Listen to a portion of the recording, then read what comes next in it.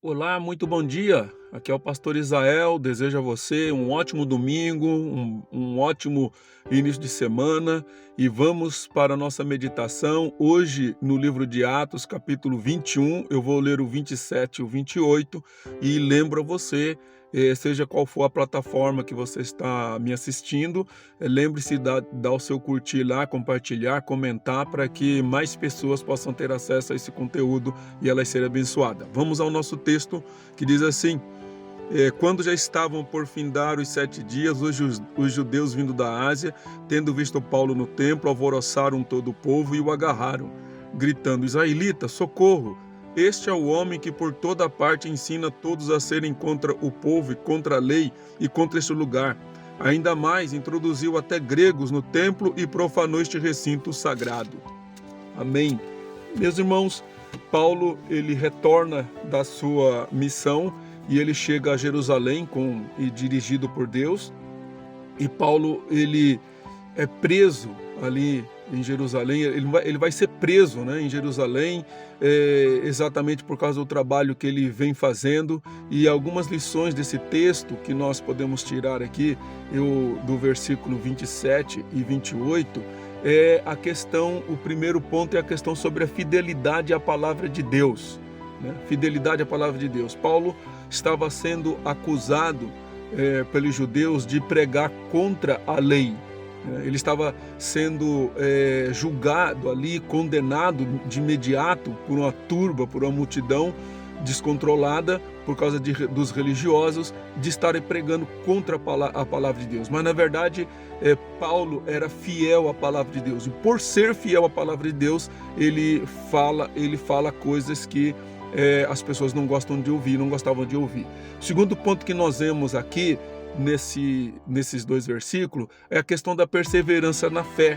Apesar da resistência, apesar da perseguição, apesar da opressão, Paulo, ele permaneceu firme na fé desde o momento em que ele recebeu Cristo como Salvador ali na estrada de Damasco. Na sua missão, Paulo foi atacado várias vezes, foi maltratado várias vezes, mas ele perseverava na fé, porque ele sabia que aquela era uma fé verdadeira.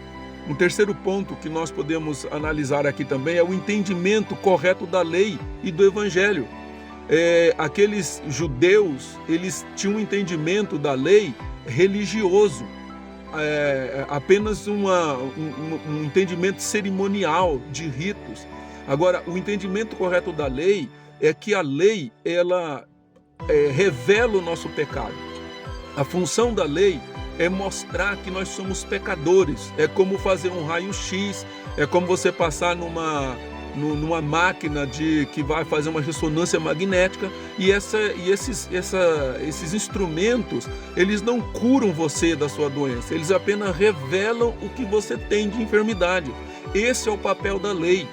O papel da lei não é salvar, o papel da lei não é restaurar as pessoas, o papel da lei é mostrar: olha, você está errado aqui.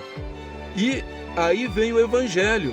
O que é o evangelho? O evangelho é o remédio para aquela doença que a lei detectou. E o que a lei detecta?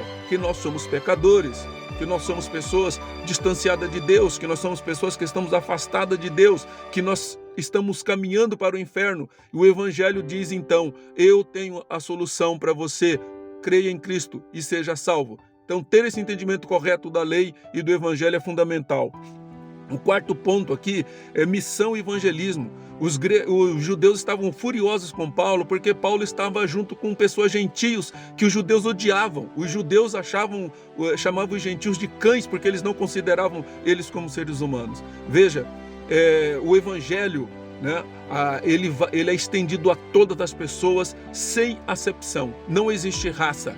Hoje, o olhar de Deus não é para a nação de Israel. Deus não está olhando a nação de Israel como querem alguns evangélicos, pensando que a nação de Israel tem alguma característica mais especial de outras nações. De maneira nenhuma. Deus, ele ordenou que a igreja fosse pregar em todas as nações, para o Paraguai, para a Argentina, para Estados Unidos, para a Rússia, para todos os lugares. Nenhuma nação tem privilégio hoje diante de Deus. O quinto e último ponto é o discernimento espiritual, que nos apresenta esse texto aqui. o que é verdade? Como que eu sei que algo é verdade? Como que eu entendo que o que eu estou ouvindo é verdade? Eu preciso ter o discernimento espiritual. E esse discernimento espiritual eu só vou encontrar nas Escrituras Sagradas, estudando ela corretamente e aprendendo a discernir as verdades, para não ser um religioso intolerante. Enfatizo, cristianismo não é religião. Cristianismo é um modo de viver. Cristianismo é fazer a vontade de Deus. Cristianismo é aquela pessoa que não julga, é aquela pessoa que tolera, é aquela pessoa que ama e faz a vontade de Cristo em todo o tempo. Deus abençoe você. Tenha uma ótima semana e nos vemos no capítulo 22 de Atos. Até lá, Deus abençoe.